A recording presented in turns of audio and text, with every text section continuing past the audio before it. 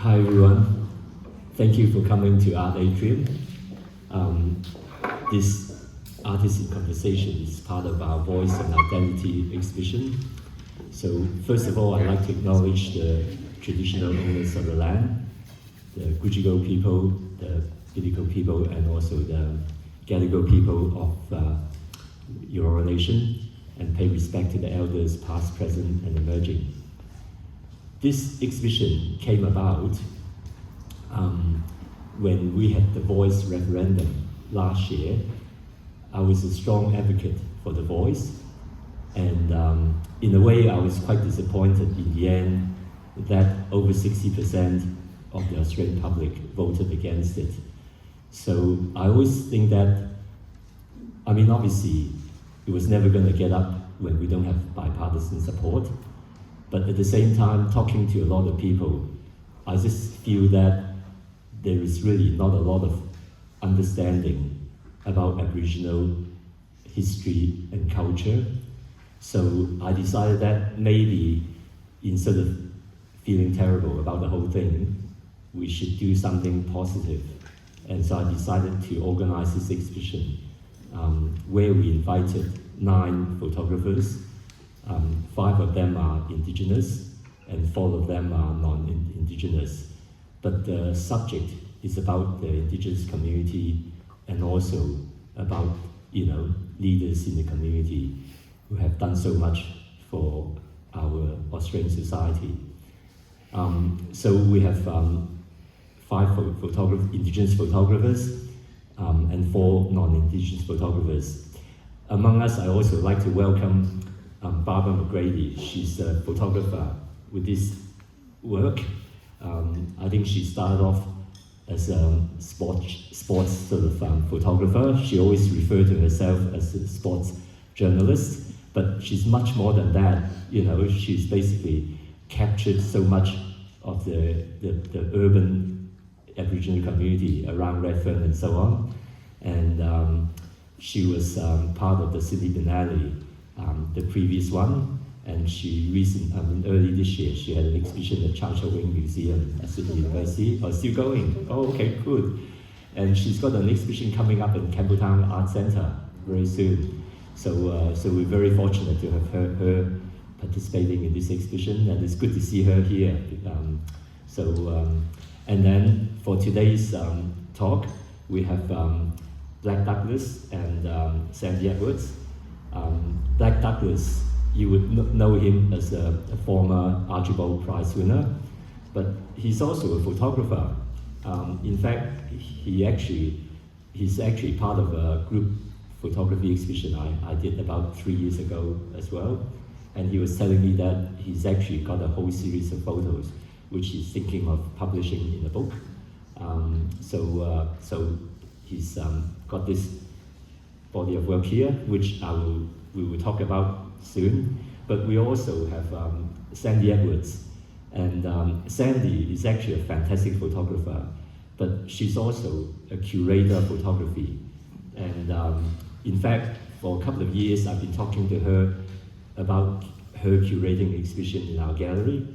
And then in the end, I thought to myself, Sandy is always curating exhibitions for other photographers. She never gets a chance to show her photos as much as she should or deserve to. And so I said, okay, you don't have to be a curator, you can just be the artist in this exhibition. So here we are. And then she also have a body of work, taken a while back on the Indigenous communities, 2 series of work. So we will talk about that as well. So I'd like you to put your hand together for both Blak Douglas and Sandy Edwards.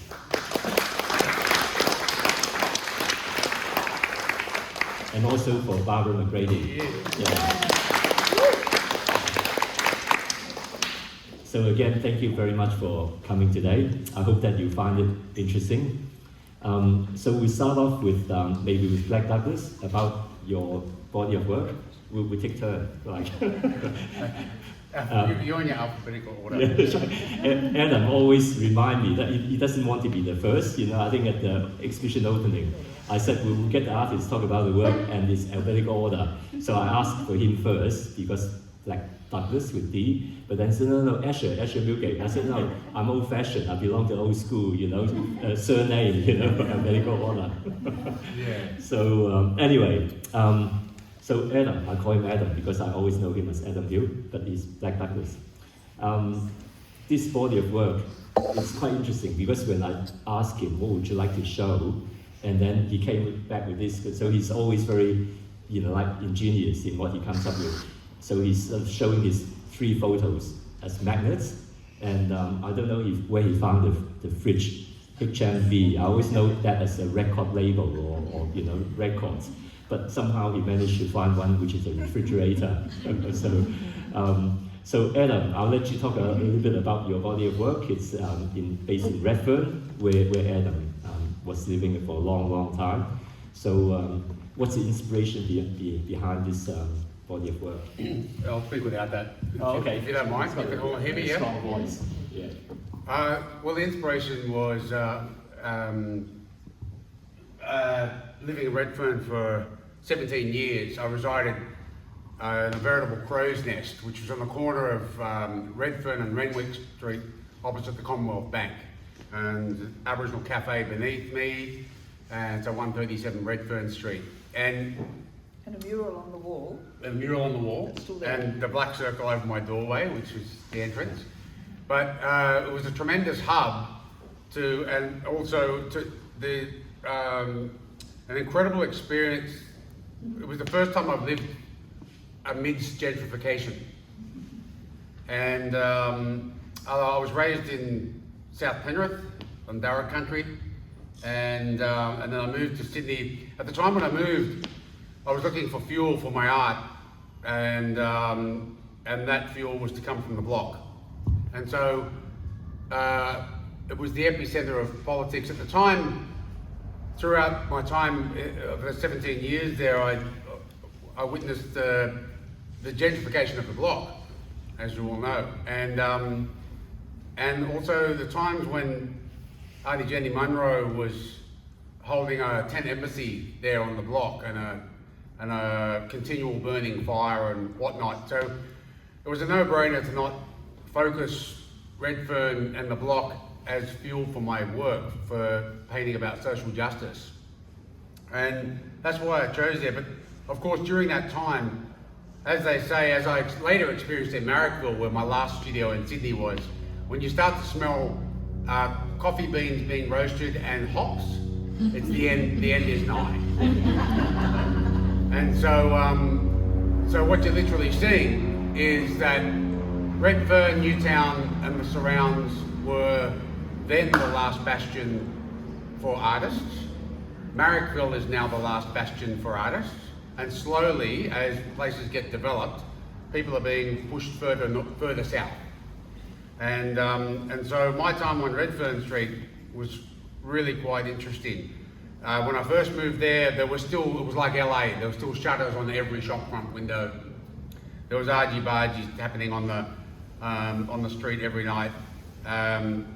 Continual police chases down to Waterloo and whatever, and to Elizabeth Street. And so I wanted to just present a body of work, a triptych of images that kind of encapsulated my time there, and just remind people that what built that community. There's so much to say in each of these 3 images that are so layered. I mean, let's start with this one here. So that's literally next to my door at 137 Redfern Street before the murals were painted. There's this electrical box, and then my door was there.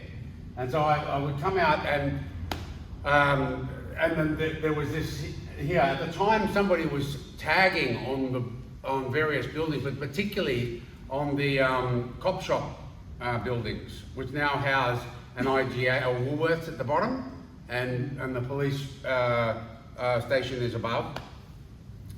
Somebody was taking the time to aerosol and tag those who were responsible for not only the pedophile rings in Redfern that ran up until the 90s, but also the High Court judge pedophiles involved in the ring, and somebody was writing these names on the cop shop. It was amazing. A step further back was the slow decline of the block through the introduction of hard drugs distributed by police, which is a consistent thing for black communities around the world, where you start to implode the local black community by distributing and dispersing hard drugs. And so these names were starting to be listed. So here we have "fuck the police." Somebody wrote that right next to my door. The middle image is the 10th anniversary of the TJ Hickey Memorial, which features Lyle Munro here and Gail Hickey over here in tears, as we stood at the very spot where TJ was impaled on that fence, right there.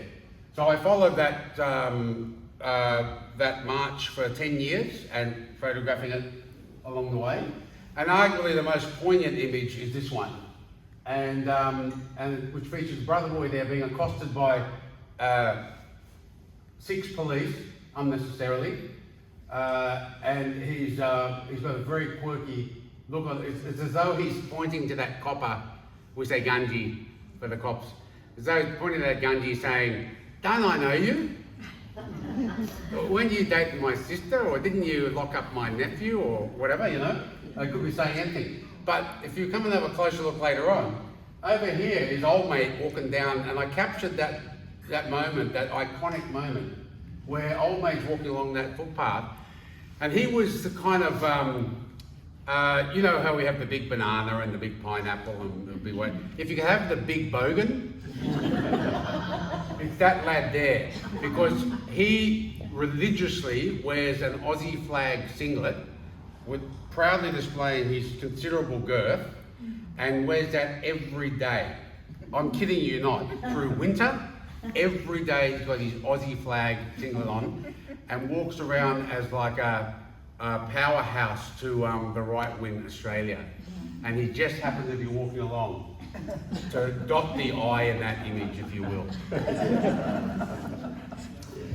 So I call this sweet dreadfern, as I would colloquially refer to the place, because it's not the same place.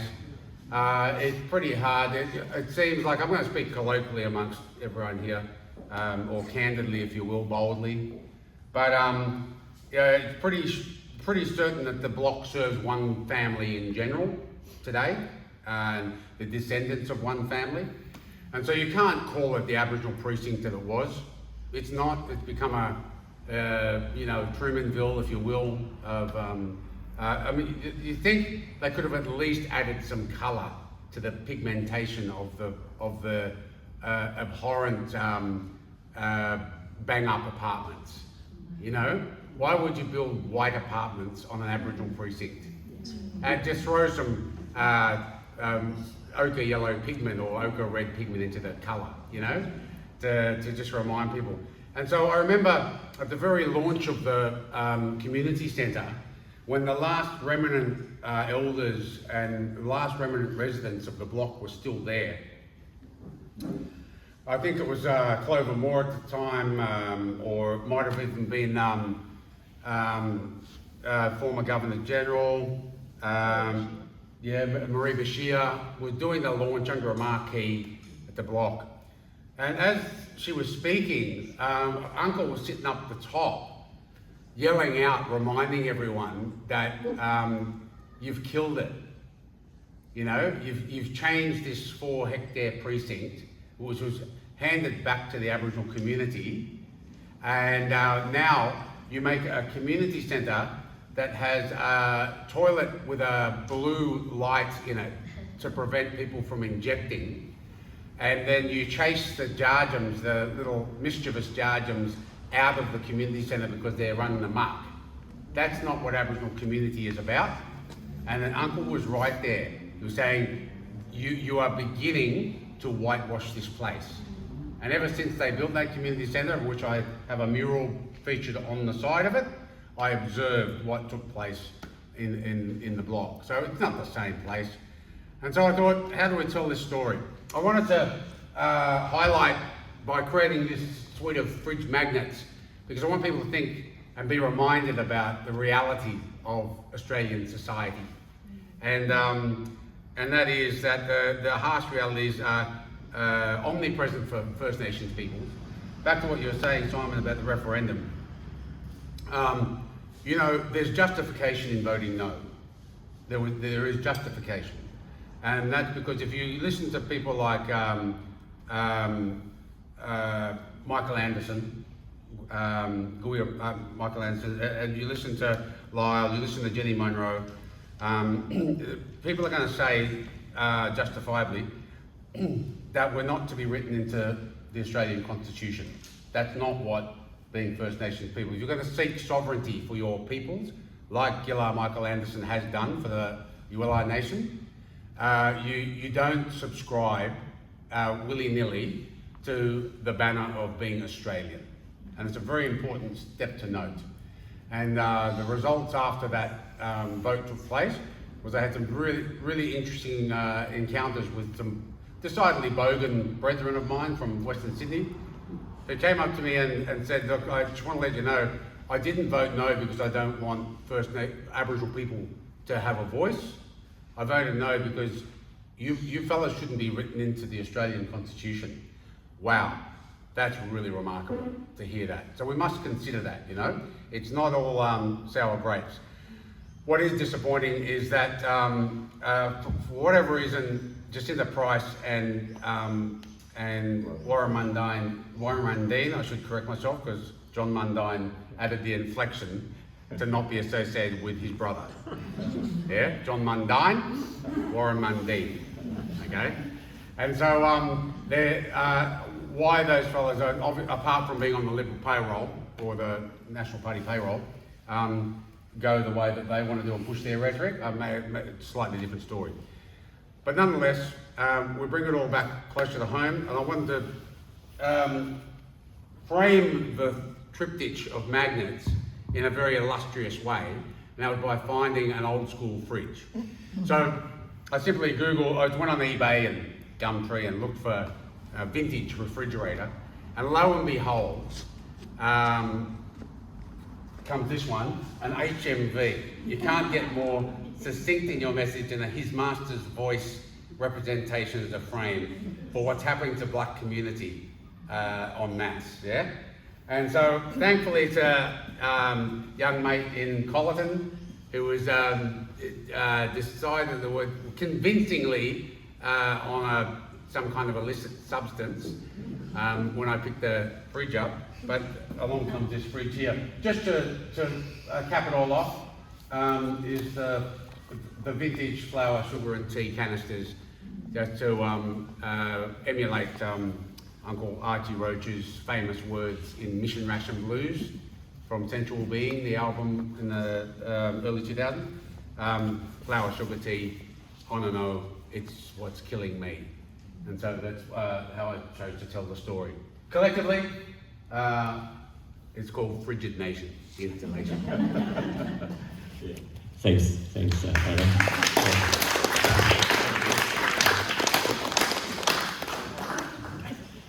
So Sandy, you have 2 series of work. Both of them were sort of commissioned as part of 2 separate books. So 2 separate projects. Yeah. Okay. So maybe you might like to talk a little bit about both of them. Okay. When I was younger, there were a lot of commissions happening for photographers in Sydney. Not a lot, but enough.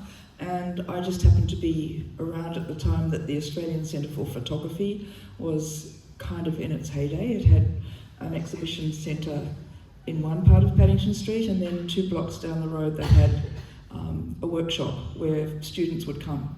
And by some strange fluke of fate, I got wooed into being the caretaker in that building on Oxford Street.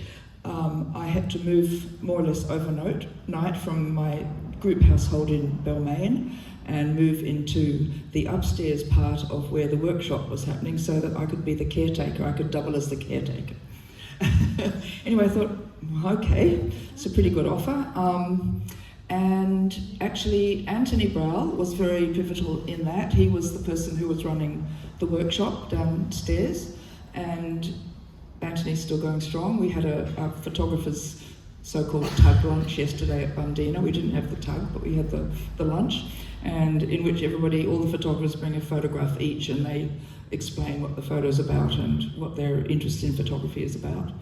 And so what happened in that building of that corner shop, which was the workshop, was that was the first time that I and many others, I think, got to know each other as photographers in Sydney. It was a real meeting place, and it was run by Anthony, and Anthony had previously and at the same time had a studio in Surrey Hills, which was called the Church Hall, and there were 5 photographers in that church hall, and it was Anthony Browell and Graham McCarter and 3 other people, including Susie Wood, who was the printer, and they were very famous at the time.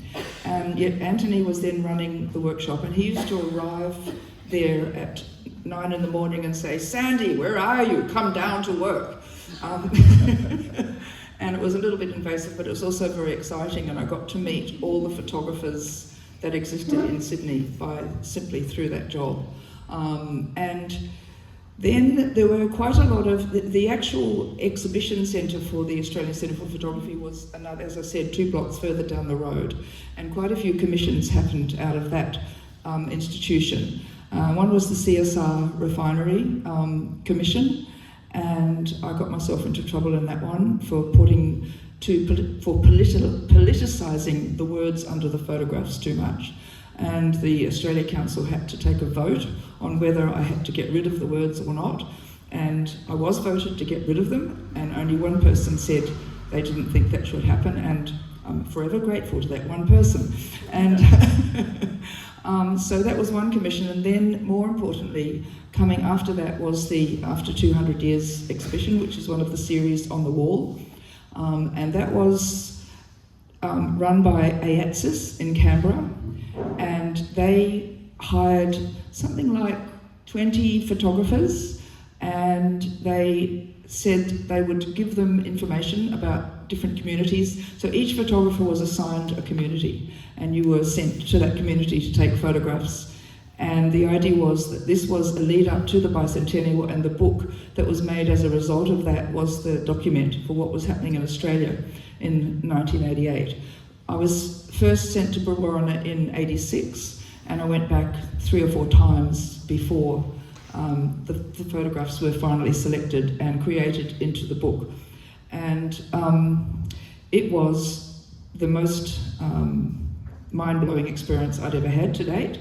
Brewarrina was a very unique town. It had 2/3 Aboriginal population and 1/3 white, and normally it was the other way around in country towns.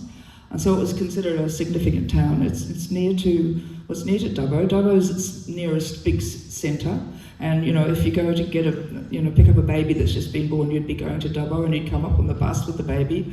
And the other town that's really nearby is it's Burke, isn't it? Burke? Mm. Yeah, it's Burke. And so that was it. And the famous Brewarrina fish traps were there in the river. And at that stage, they didn't have a museum there, but they now have a museum which tells the history of Brewarrina. Anyway, my experience of Brewarrina was a very rude awakening for me. I thought, and I gingerly told my friends in Sydney, that I thought it was like apartheid there, and nobody wanted to believe that. They just said, "Oh, don't be ridiculous, Sandy." And that is just the truth. It was like apartheid up there. And you have 3 different forms of living. One is in the town itself. The only shop in the town that Aboriginal and white people would cross over is the milk bar in the main street, and it was run by a Greek man who was very much liked, and he kind of held the balance in that place. And it had booths like old milk bars had, and it had the silver ice cream containers up on the shelf behind, the mirrored background to the counter. And that was a place where the kids could come and play ping pong games and all sorts of things there, or those things where you press things and things happen. Anyway, so then basically I was given a list of names of important Aboriginal community members that I should look up and photograph.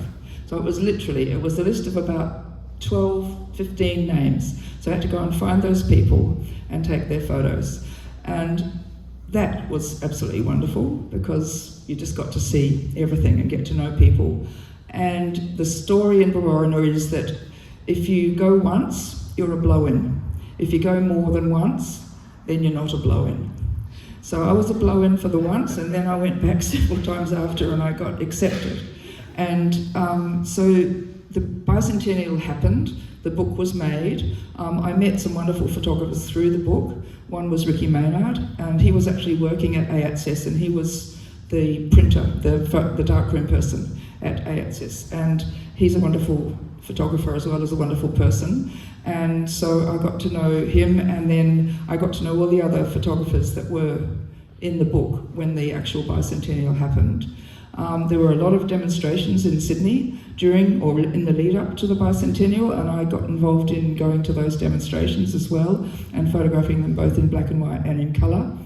And so I got a photograph that I'm very proud of down at Botany, the beach at Botany, where there's a white girl in a bikini lying on the beach, and coming up behind her is a gang of black fellas with big placards in front of them. And so it's a really great, it says it in one sentence, photograph. So that's Brewarrina, and I kept contact. Well, one of the people that I became close to, because she was one of the most people in the community, was Essie Coffey. And Essie used to come to Sydney sometimes, used to stay at my house, and she'd bring a couple of kids with her or someone else from her community. And so I got to know Essie really well. She was drinking a bit at that stage, but she was still perfectly able to do a political speech when she needed to. She was invited to go places overseas, but she was terribly scared of getting on the plane, and she once came to Sydney ready to get on the plane, and she just couldn't do it. So she went home again. Once I put her on the train to go back to Brewarrina, and I got a phone call half an hour later, and she said, "Sandy, you've put me on the wrong train to Brisbane." Poor Esty, that she'd got a whole pile of clothes given to her to take back to the kids in Brewarrina, to carry all that off that train and get on another train. Anyway, I feel very, very privileged to have spent time with Essie Coffey. She's an amazing person. So that was in 86, 88, and then in 96, I think we've got the dates wrong on the catalogue, by the way. On the 96, I got offered the commission, and I think it was partly because of the Brewarrina photographs, to go to work with Dr. Roberta Sykes, and she was commissioning a book of Aboriginal women of high achievement. And this was just like an amazing thing to be handed. The only thing I had to do was learn how to photograph black skins. I had to change all my backgrounds I had to do a very fast learning curve on how to take photographs of dark skins. And I worked on my Bronica, which is why there's a slightly different format. The others are in 35mm. And Dr. Roberta and I spent, whenever we were doing it on the cheap, Ansett offered fares whenever there were seats available. So we never quite knew when we were getting on the plane, and then suddenly we're going, to Alice Springs or to, up to Queensland or all over the country. But mainly where Aboriginal people were living, because that's, Roberta had selected all the people who were important figures at that time with Aboriginal issues. And yeah, it wasn't always easy with Roberta because she's very tough. And if you did something wrong, you certainly heard about it. So I had to get tough myself a bit and just sort of take it on the chin. But yeah, it was once again an amazing experience to do that trip. And I'm really proud of the photographs. I think it's really a wonderful capture of a particular time period. And so I chose the photographs on the wall because I think Marcia Langton is an amazing figure in our country, and I felt very, very upset for her when The Voice didn't get up, because I remember her crying at the event on TV when it was said that The Voice will go ahead and the referendum would go ahead. And yeah, and then Tracy was, already an artist, and Tracy used to say she didn't identify with being Aboriginal. She didn't want to be called an Aboriginal artist. She's an artist. That's it. And anyway, for this, she knew she had an appointment at some point to do the photograph of her. And I was at my studio in Chippendale, and I got this phone call saying, "Sandy, I've just had my hair cut. I want to come and be photographed right now." So of course I said, "Sure, come over." And we got those beautiful photos with her hands, and I'm very happy with that. And it's, the photograph of Euphemia is very personal at the moment because she passed away 2 or 3 weeks ago, and she was an absolutely beautiful person, one of the founding members of Bimali, and I just loved her, and she was always asking me to come for a cup of tea, and I feel very sad that I didn't take her up on it. Thanks, Sandy. If you put your hand together for Sandy Edwards.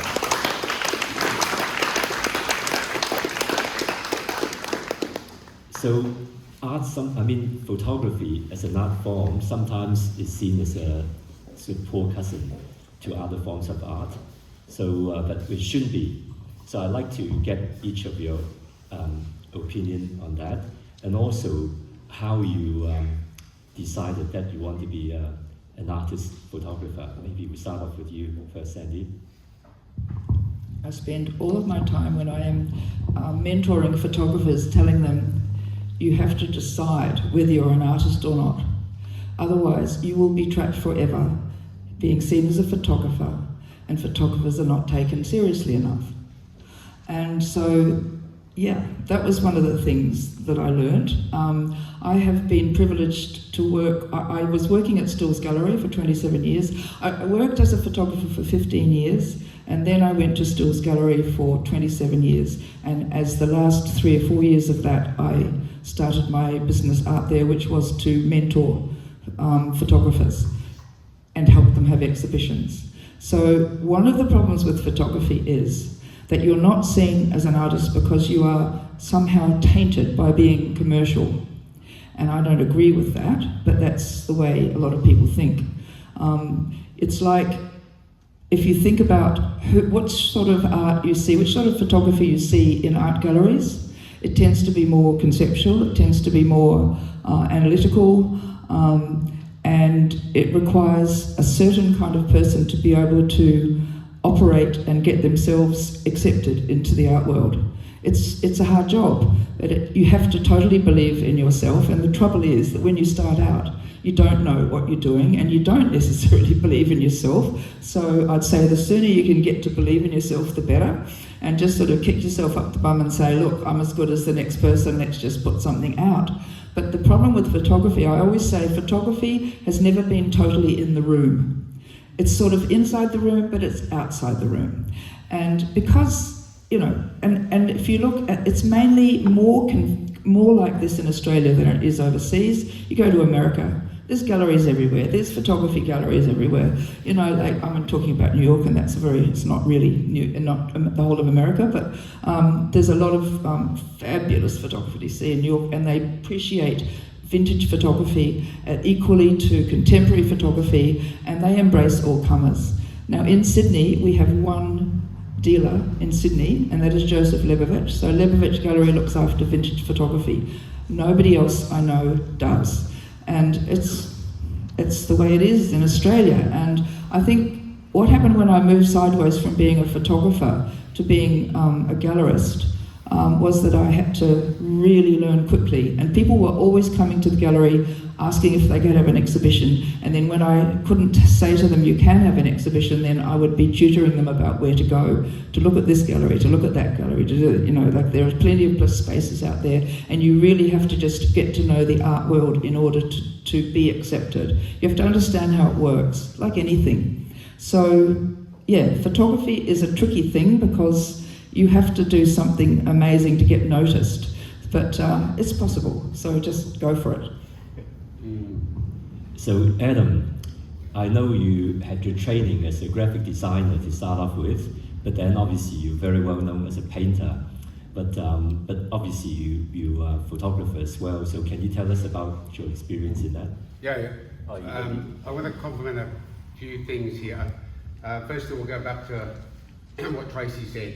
When Tracy became famous for knowing Tracy Moffat on the far image there, who's arguably the most famous First Nations artist that we have today living. She became famous for saying that she didn't want to be acknowledged as an Aboriginal artist, but an artist before being an Aboriginal artist, you know? That's like the blackfellas that didn't vote yes. Think about that for a moment, yeah? And so there's, because why? It was very wise of Tracy Moffat to make that statement, because Australia, as it's desperately racing to remove the training wheels from its bike to be an independent republic, it likes to pigeonhole things. It doesn't know anything else but to pigeonhole things. And so if you identify as a First Nations artist, it's immediately discerned by the colour of your skin, first and foremost. And so that's a very dangerous minefield to enter. And so I've been speaking about that, and other artists of mixed blood creed like myself have been speaking about that for years. What I tell the kids in workshopping them in schools is first of all, we need to consider that we're at least 1,200 years behind the rest of the planet in terms of appreciating modern art and Western art. And so we're grappling that most of the dealers that represent First Nations art are white. In fact, I can't think of a First Nations dealer. In fact, to rub salt into that wound, when I showed at the AAMU in 2013, the Aboriginal Art Museum of Utrecht in Amsterdam, which was a veritable white rabbit of Aboriginal art. Only institution on the planet that only represents First Nations art from this continent. There's still not an institution on this continent today as such. We are still in somewhat of a draconian ethnographic reference. We reference First Nations art under Oceania, under the umbrella of Oceania. And so when you go into a major institution on this continent, you won't only see First Nations art. It's a mixed bag of stuff. So we need to factor into those considerations. Fast forward, and the renowned Wiradjuri artist Amala Groom, quite a mover and shaker in the contemporary realm. She got into my ear after one very dusty opening at National Art School one evening, and when we all ended up at the back at the local pub, and she said to me, "Ads, you can't just keep painting." And those words resonated with me, particularly to the point where, as we see a further abhorrent trend in art today, and that is to recruit young curators into senior curatorial roles in institutions, whereby the esteemed and seasoned senior First Nations curators aren't getting a look in. We enter a danger zone, and which further exacerbates gatekeeping in the establishment. And so it's an incredible danger to consider that when we are pigeonholed, we wait our turn to be exhibited, determined by, most likely, the colour of the skin.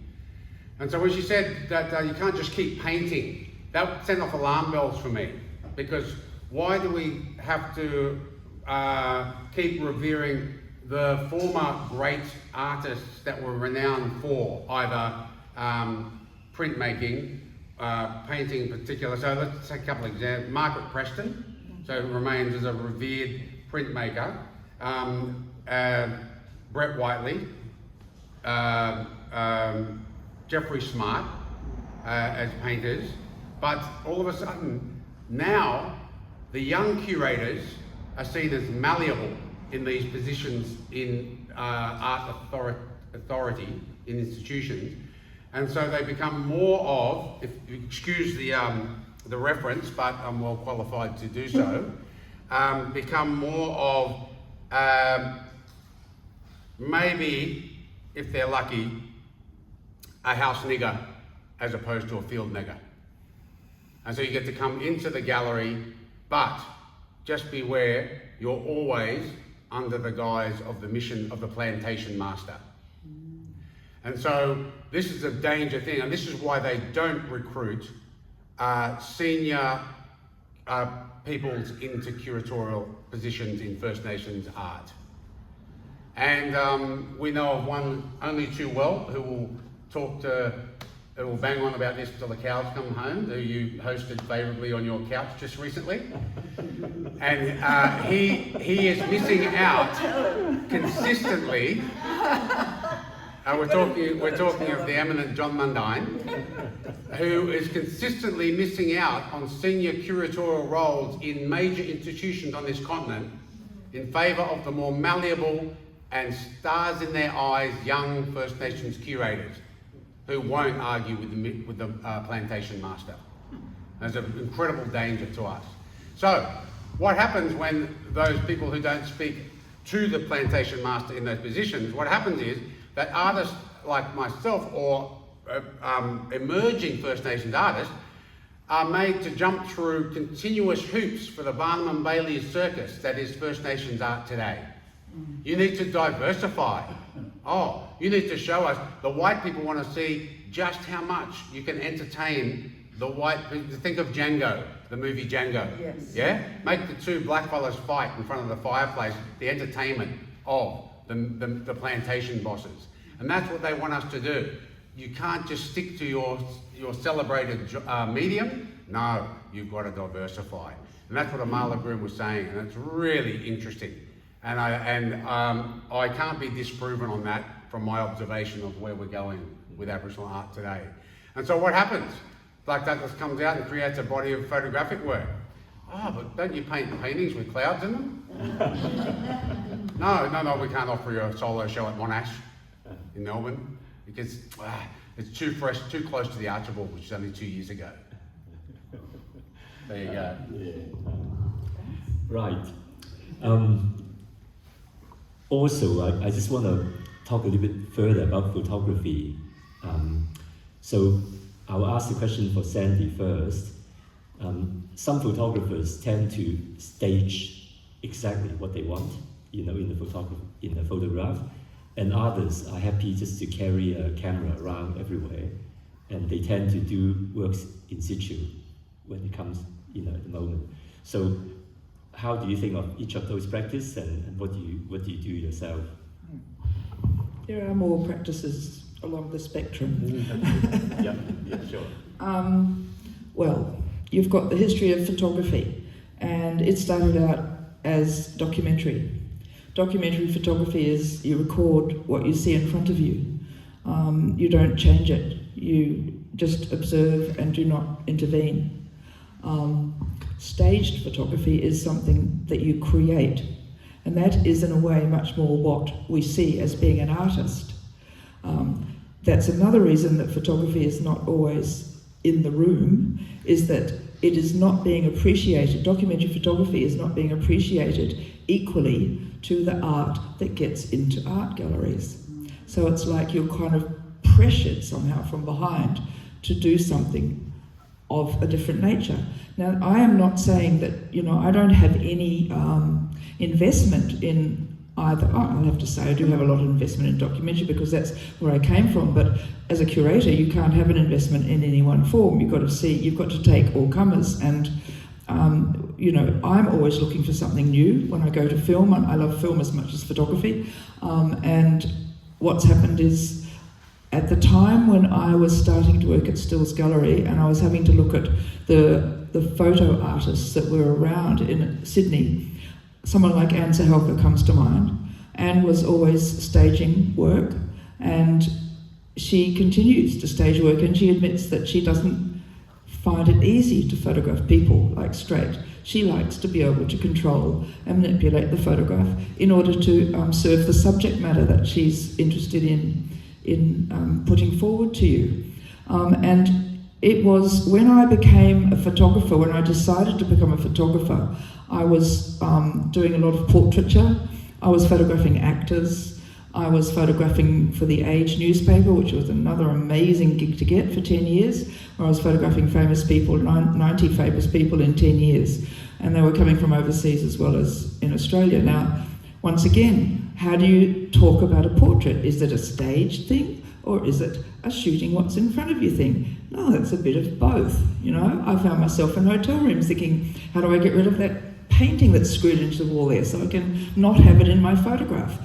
Or I'd be sneaking out to pretend I'm going to the bathroom and I was finding somewhere to photograph someone like Dizzy Gillespie, you know, and he's being interviewed still. But you've got to make the photograph work. And so it's a spectrum. The thing about photography is a spectrum. And yes, some people choose to be, you know, become experts in a particular medium, such as photojournalism. And we have some really good photojournalists in Australia. And they're younger people as well. And then we have the artists, and I think I think photojournalism and documentary photography should be accepted more into art galleries. And there was a big fight about it when I was first at Stills Gallery.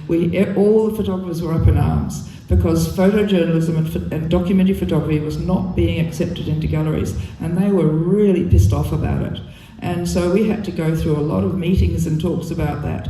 Fortunately, that sort of moved on from that. It was like we were stuck.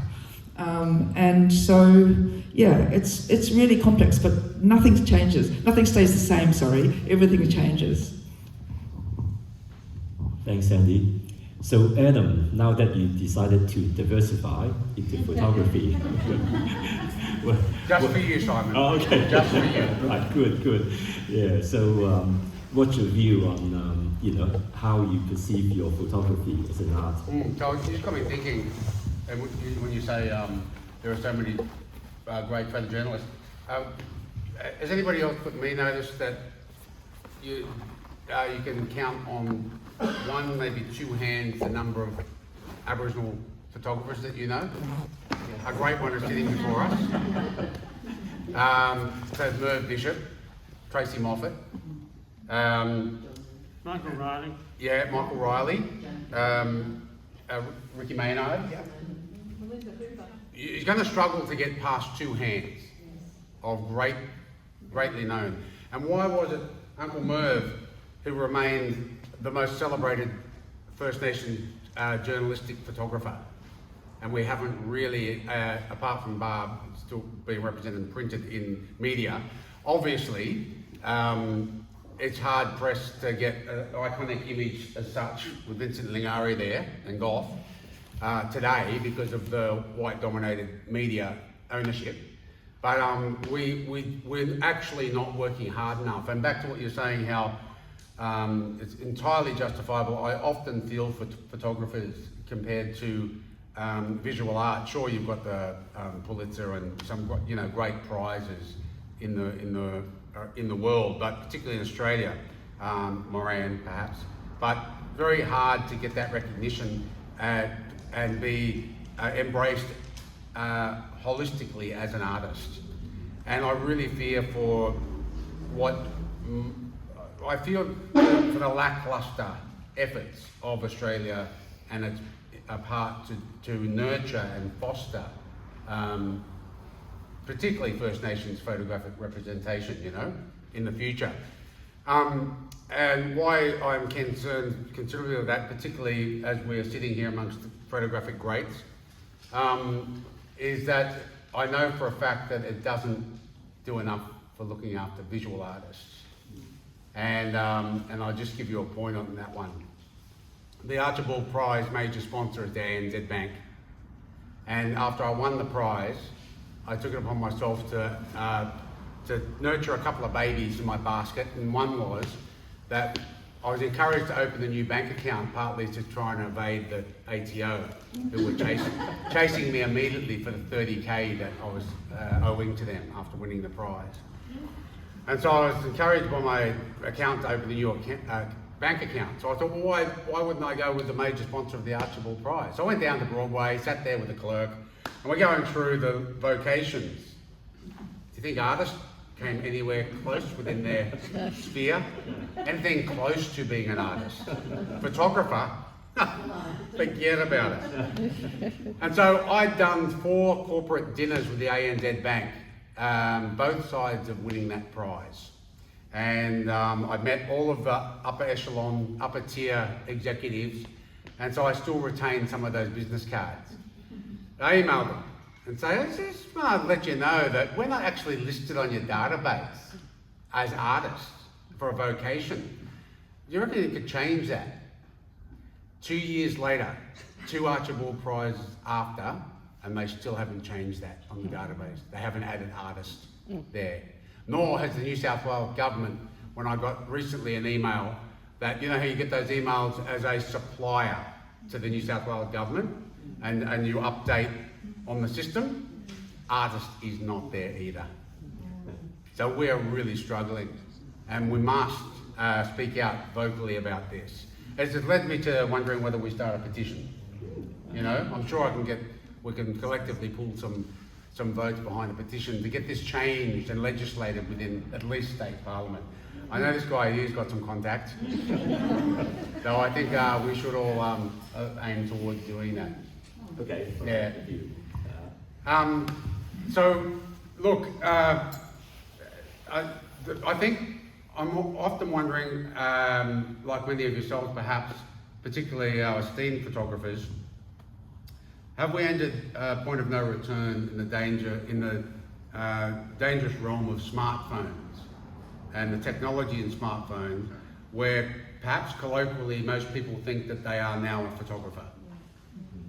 Is that what's really laying the boot into celebrating what is great photography?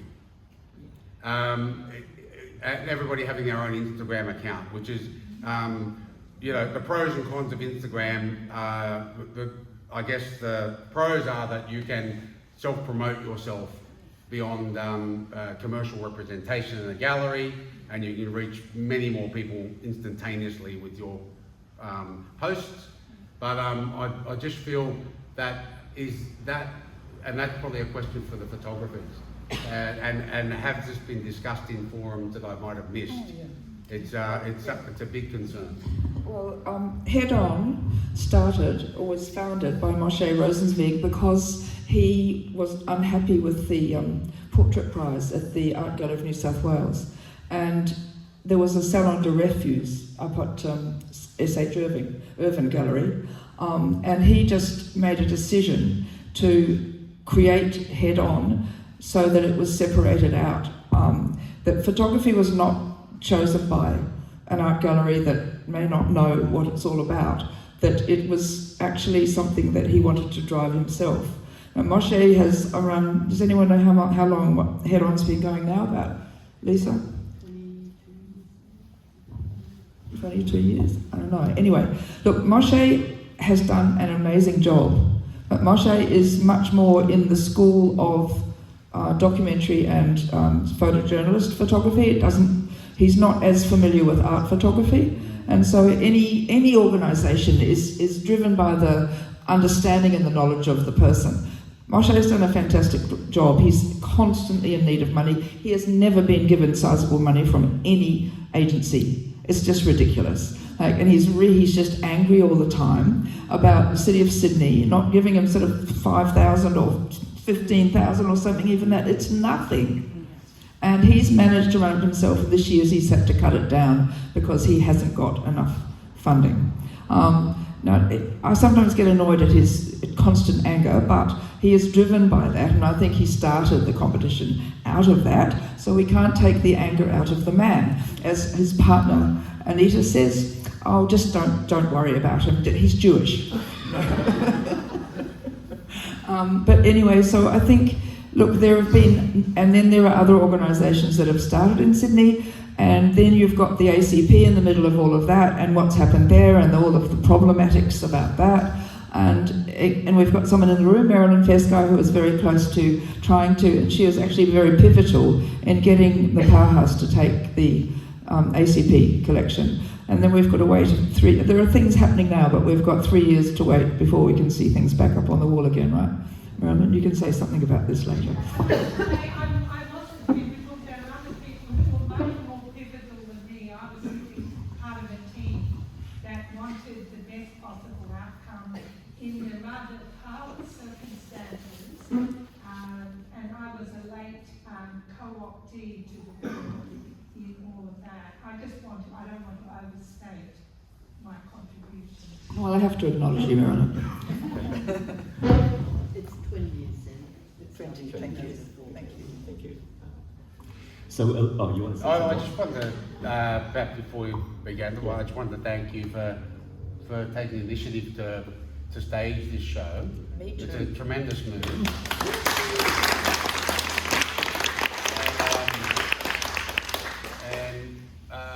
I think, particularly for myself, in kind of putting a rocket under my bum to start moving towards promoting my own photographic work. But I wanted to say that just as a thinking out loud hypothesis, that I'm mates with quite a number of the Oculi photographers, who are a band of great photographers, many of whom are photojournalists still. But there needs to be a blackfellow one. There needs to, like I have proper now in Brisbane, the Arts Collective, there needs to be an Aboriginal version of Oculi. And I don't know how, once again pointing the finger back at the connected man over here, how you get into the funding bodies' ears about pulling together a pool of money to work towards creating that First Nations group that might, quasi-Oculi group, because I think it's a very important thing to do. Well, don't go to Moshe. He won't be very encouraging. He won't be very encouraging. But he has had workshops. He's had workshops with Indigenous photographers, hasn't he, Barbara? And you've worked on those workshops. Yeah, Yeah. I worked with Moshe Yeah. That's right. at the time. And you're part of the book, the published book. Yes. What's it Yes. called again? The I can't remember. something like the Concerned Photographer. No, it's yeah. So, and there are Indigenous photographers definitely out there That's that right. would need to be included in something and be acknowledged more than they are. But you're absolutely right. There needs to be, sister relations with those communities. I remember there's been countless examples where they go out with the disposable cameras and give it to the kids and run off and photograph what's going on out there and then come back and print them. But it hasn't seemed to be gone beyond that with a fervent effort into creating and nurturing and fostering the next, Absolutely. the next Barbara Grady. Right. A lot of artists look at art practice as a form of social engagement and also as advocacy for social justice. So I think, Adam, you're the best person to start off that conversation about it. Yeah, probably. Yeah, I'm right. Well, once again, back to the pigeonholing in Australia. That can put you somewhat down in towards the pigeonhole Z in terms of acknowledgement. I don't know what to say further than to drop a nuclear bomb on the subject of the fact that I keep telling the kids that institutions are governed by old money.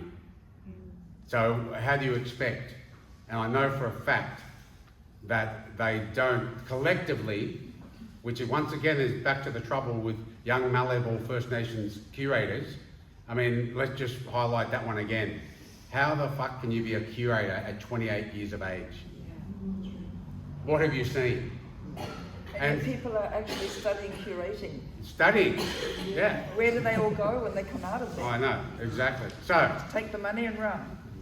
put those ones into those positions, further prevents and further concretes the known notion in Australia that we don't like to see angry urban Aboriginal art on the walls of the institutions.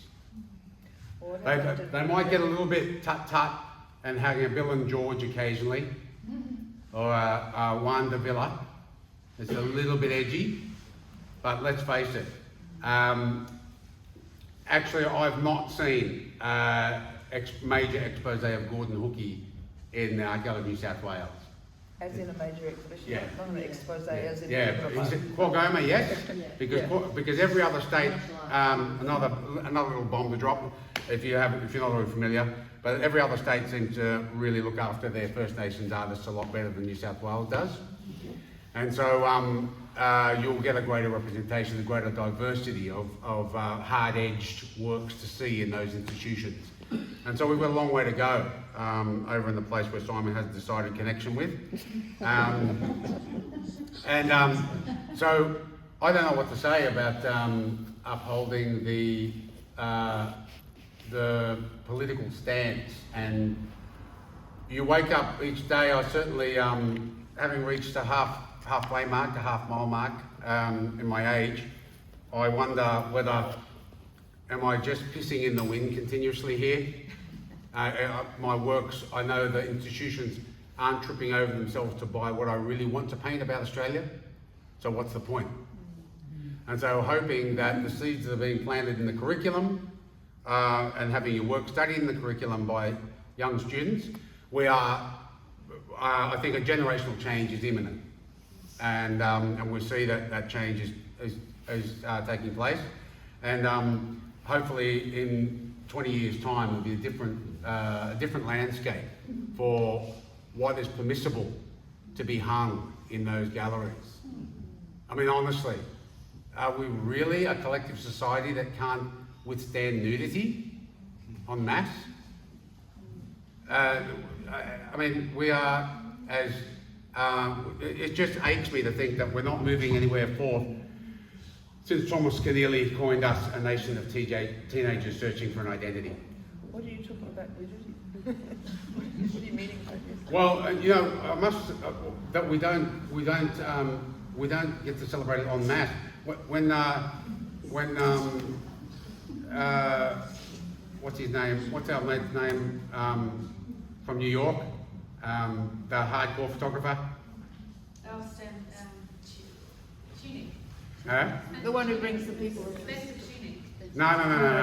You're talking to someone who's Maplethorpe? Maplethorpe. When that was hung in the art gallery, I nearly fell over. I thought, wow, this is a pretty major step for the Art Gallery of New South Wales. What I'm saying is that under restricted circumstances generally, you will see imagery like that. But you don't see it en masse. We're not yet matured enough to see such imagery en masse without being able to have to accompany your kid outside and take him for an ice cream and explain, oh, that was a bit naughty, that photograph. So for social justice artists who want to go cutthroat and hardcore, there's no incentive. There's no incentive. Yeah, right. I say something? Yeah, Sandy. I just think that going back to social issues and political issues, that photography is a perfect medium for it. And there are many, many people who commit themselves to being political photojournalists and documentary photographers. And there are a lot of people in Australia that do that, and we just haven't seen their work enough. And we're not known enough overseas. And I think that's a really important area that we need to expand on, and it wouldn't be that difficult. I'm going to New York next week, and I have already approached the International Centre for Photography there. They have never had an exhibition about Australian photography, and I'm going to have another go at it. They need to see what we're doing over here. You need to put your foot forward to be seen. So my last question before we open up for questions from the audience. Sandy, you go first. So what have you got planned for the next 12 months Well, if a few things hadn't happened in the last few weeks, and this hadn't happened, I would just be saying archive, archive, archive. But I was always a little bit reluctant to spend all my time in the archive because I thought I'd become a pile of dust. But so it's been exciting to come out and do this. Look, I'd love to get that. I'd like to, do something like get a show in America. I'd like to have an exhibition, a continuation of exhibitions here. Basically what I'd like to do is get a retrospective of my work from the beginning, because I don't feel that people have seen it enough, and that's the main thing I'd like to do before putting my work into an archive. Anyone who can help? Adam. Well, first and foremost, I'm going to organise a riot at the Art Gallery of New South Wales. I expect you all to be there, torches blazing, going to burn the house down, rebuild the way we want it to be rebuilt. No, particularly, take the opportunity to acknowledge my gorgeous, trusty chief photographic editor, who Catherine Cordwell over there, an esteemed photographer herself. Who's a finalist in Head On. Foolishly took the opportunity to choose me as a portrait subject. But this, as I said earlier, Simon, that this has prompted me to really get the finger out and start collating the book. I was trepidatious for me to go into the coffee table book arena, but you hear a mixed bag synopsis on the sentiment, but it seems that they are a very popular thing. And each time I hand in illustrations for somebody else's award-winning First Nation book, the publisher says to me, "So we're going to see a book of some sort from you." So between you, me, and Lamppost, I'm now going to really go headlong into working towards what will become known as Blak and Write, a selection of photographic essays by Blak Douglas. Okay, great. So thanks to great Barb McGrady for inspiration in that sense. But Barb, you need to talk about what you're doing this year. Yes. No, really, it's okay. But you've got an exhibition coming I up have. with I John have. Jansen Moore. Sorry. With John Jansen Moore. Is he? Well, that's been showing at the Campbelltown Art Centre for quite a while. Okay. And the official opening is the 26th of July. Yes. Campbelltown Art Centre. Great. Is that a retrospective per se? I've already had a retrospective at the Centre for That's right. Photography a while ago, That's right. but this is a more recent Yeah. collection. Some older photographs from quite a few years ago. Some sport, because I'm an NRL, AFL, boxing photographer Expert. too. So I've done quite a lot of that. So it's a mixed bag. Yeah. Your show at the Chow Chak Wing is still on till when, do you know? Because it's really worth going to see that show. I'm not sure. But it's been on for ages, and It's been on for a it was while. really very handily on alongside the Biennale. Yes. So a lot of more people would have seen it because of that. And I think so. and whoever was the curator that selected it was aware of you from being in Glebe. You're a stone's throw from where that museum is. So Yeah. it's really appropriate that your work be up there. They seem to like me there. Yeah. At that museum. Why wouldn't they, Barb? Yeah, that's right. Yeah. Yeah. Yeah. So now we open up to the floor for questions. Would anyone like to ask any of the artists, or both of them, or all of them, questions?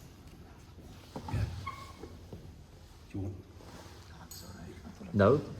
So everything's quite clear. covered a lot. Yep. Amanda.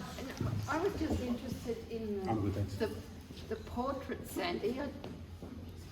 She's gone. Yeah, she'll be back. Grab me She'll some be water. back. Yeah. All right. The portraits, that was a project. What was The that? portraits on the wall there. Yeah. Yeah. Oh, sorry, I didn't actually explain all of that. All right.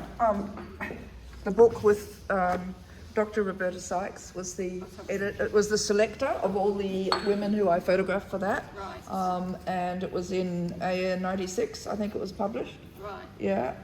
Sorry, it's 93. That's right.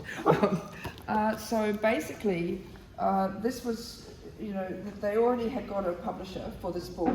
Roberta did that, and so it was. We had to travel all around Australia, and ANZAC came on board, and we were allowed to take when there were extra seats left in the plane. So you'd get a very short notice to run to the airport and get there.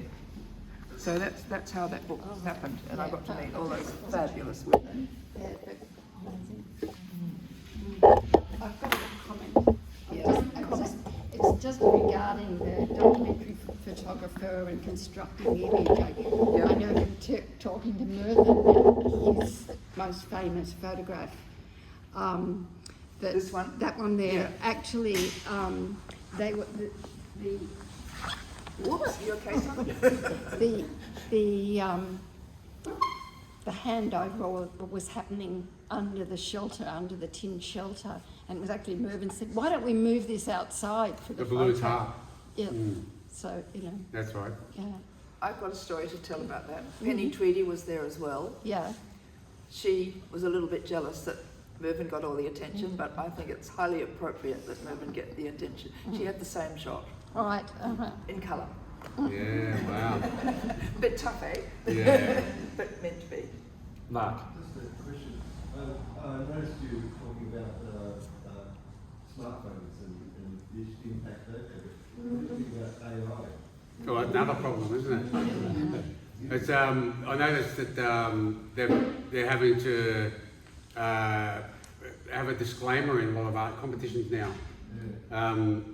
I just entered the Mossman Art Prize, and there's a distinct disclaimer, a box on its own that asks, "Was your artwork created using AI?" It's a bit of a concern. There's some well-known international artists that tried using it, but didn't like the result. That's right. I've had someone talk to me about it, and it's weird. Yeah. It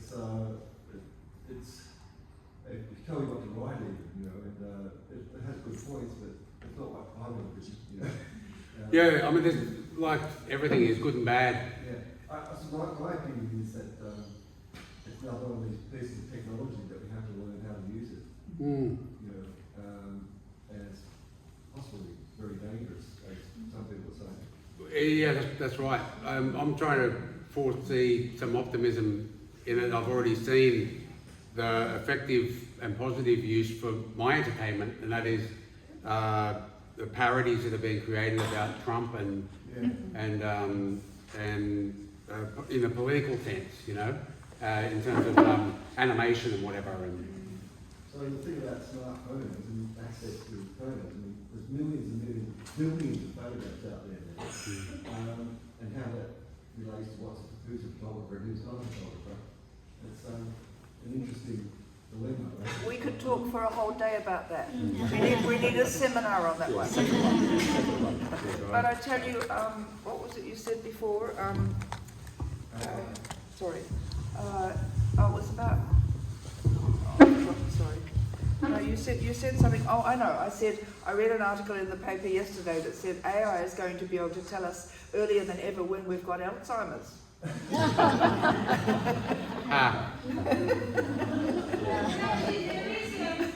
is a growing practice now that people identify AI-generated images using the terminology a prompt image. So, because with AI, in fact, you're providing prompts to whichever sort of device you're using it on, and then it responds to the prompts. And so, as long as that distinction is made, I think in terms of photographic practices today, the question is more with the vast ocean of imagery surrounding us, whether it's so-called art photography or documentary photography or photojournalism or whatever, there's still going to be the issue, some images are going to jump out of that ocean and I feel myself as someone who works a lot in photography, but I don't call myself a photographer because I don't believe I possess the skills most working photographers possess. I somehow create imagery using photography in a somewhat more haphazard, sometimes accidental way. So it's not that I think I don't want to be a photographer. I know I don't possess those skills. However, I do really understand that it's the image itself that will capture attention. The image speaks. Whatever mode of photographic practice is deployed to create it. And that's the challenge now. So I'm looking around at this exhibition, I think there's so many wonderful images here. But there's one question which the fridge work sort of answers for me, which is the question of a scale that engages you differently. And I think one of the issues in this vast image ocean we're now swimming in is to think about all the ready things to have, like scale, like unexpected presentation, which is not a gimmick, it's simply something different in amongst these images that are very similarly sized. Can you just clarify that bit, Marilyn? I didn't quite understand what I'm saying. What I mean is, I'm not talking about one needs to look for gimmicks to differentiate the image at all, but what is the language of pulling an image out of that ocean that we can deploy to make images be seen, which is what we want them, coming from whatever position, politics, non-politics, or not that any. I still don't quite get what you're...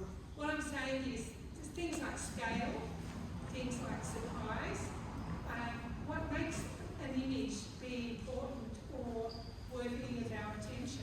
Many different things. Yeah, It's about time, it's about the moment, it's about so many different things. Differentiating now, pulling things out of that big. But I think that's what we've always been doing. I think, if I'm not mistaken, I'm being complimented on the genius of stepping outside the concept of printing on paper for a change and displaying it in such a fashion, and then painstakingly gift packing it for people to take away with them as individual signed suites of work to give to your right-wing offspring at Christmas for a very unique Christmas present.